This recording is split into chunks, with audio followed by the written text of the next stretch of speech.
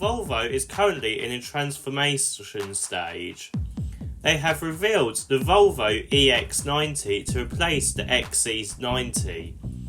They have also revealed the China-only EM90 MPV. They have also revealed this, the Volvo EX30. This sits below the XC40 Recharge and it rivals some key cars like the Vauxhall Mokka Electric and Peugeot E2008, as well as the smart #1 on which it is based on. Can this be the best small SUV, and is it still a Volvo? Let's find out. Hello everyone, welcome to Everything Cars and More. This is the #1 place to be for car news and reviews. Sit back, buckle up, let's go.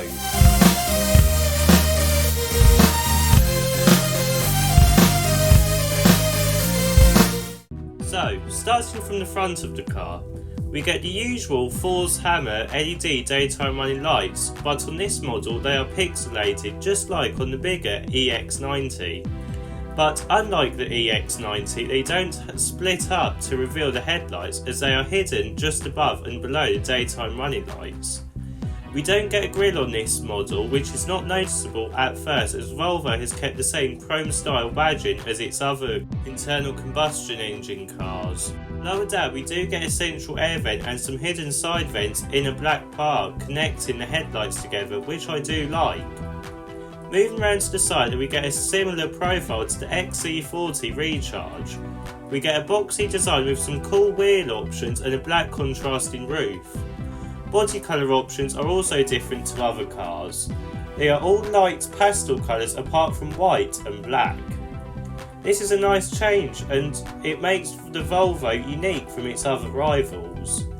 You also get the frameless door mirrors taken from the Polestar 2, which again makes this car look modern and futuristic. Moving round to the back, we get a modern take on Volvo's signature taillight design. We get a two-part design, with one part being near the rear window and the other part located lower down on the boot. We also get this visor body colour design which connects the taillights together and houses the Volvo lettering, which I do quite like. The bumper is plain, but it does look modern and quite sporty. So, the style is very Volvo. Does it have the correct powertrain options to make it a Volvo? Let's have a look. So, for the battery and motor options, there are 3 models you can go for. Let's start with the first model. This uses a single motor unit with a 51 kWh battery pack. This will give you 270 brake horsepower and a claimed WLTP range of about 210 miles, which is decent enough. Power is sent to the rear wheels and it will take 6 hours to charge at home and 26 minutes to charge with a DC fast charger from 10 to 80%. This model will also do 0 to 62 in 5.7 seconds, which isn't too bad. The next model uses the same motor setup, but it has a bigger battery at 69 kWh. This brings the range up to 295 miles, but extends the charging time to 8 hours at home and 27 minutes DC fast charging. This model will do 0 to 62 in 5.3 seconds. Now, for the top of the range model. This time the battery pack stays the same at 69 kWh, but we get another motor. This means on this model we get a dual motor setup with 426 brake horsepower and a 0 to 62 time of just 3.6 seconds. This also adds 4-wheel drive, but it reduces the range to 280 miles, which is still pretty good. Charging speeds are the same as the extended range model. The price of the Volvo EX30 starts at £33,795, which is quite cheap for an electric SUV in my opinion. Let's have a look at the interior. So, getting inside the new Volvo EX30, and we get a different setup to what we are used to with other Volvos. To start with, we have a lot of recycled materials within the car. Volvo has also done what we call cost cutting to keep the EX30's price low, but it is not done in a way that will make the car feel cheap inside. One main example is the interior and the wiring. They have tried to reduce as much wiring as possible by moving the switches and speakers so they are on the dashboard and centre console. This makes it easier to manufacture. Let's start with the door cards. They are very plain and minimalistic, but storage is very good. The dashboard is part odd and part masterpiece. We get this full width Harman Kardon soundbar, which I do like, and it does sound very good. We also get a portrait infotainment system running Android Automotive.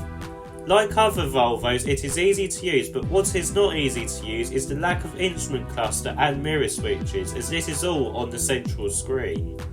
The indicator and gear selector stalk feel very premium and of high quality with a damping effect, which is nice. We also get an Austin Allegro style steering wheel. It is square and has touch sensitive buttons, which I am not a fan of, to be honest. The centre console is modern and you do have hidden cup holders as well as your window switches, like I said before. The seats are supportive and comfy, which I like, and we also get wireless charging for 2 phones and ambient lighting. Let's have a look at the rear seats. So, getting into the rear, and there is not much legroom, but headroom is okay. This is to be expected now, as it is only a small car. The window switches, just like the front, are in the centre console, and storage is good, as well as the materials are of high quality in the back too. You also get USB-C ports and some air vents, but sadly there is no rear armrest, which is a shame. Let's have a look at the boot. So, opening the boot to the Volvo, and you are welcomed with 318 litres of boot space. Again, this is not much for a Volvo, but it is on par with its rivals. Folding the seats down, you get 904 litres. On the EX30 now, you do get a front boot to store your charging cables in, which is nice, and it takes up less space in the main boot area. So, what do I think of the new Volvo EX30 then? Well, it is a Volvo and it has a good price tag to go with it. For what you are getting at this price is very good, and if you are in the market for a small electric car that you want to afford, then this may be the way to go. There is a lack of normal colours though, which may make it harder for you to find the colour you like, but once you do, you won't be disappointed. It is also very safe, because it's a Volvo.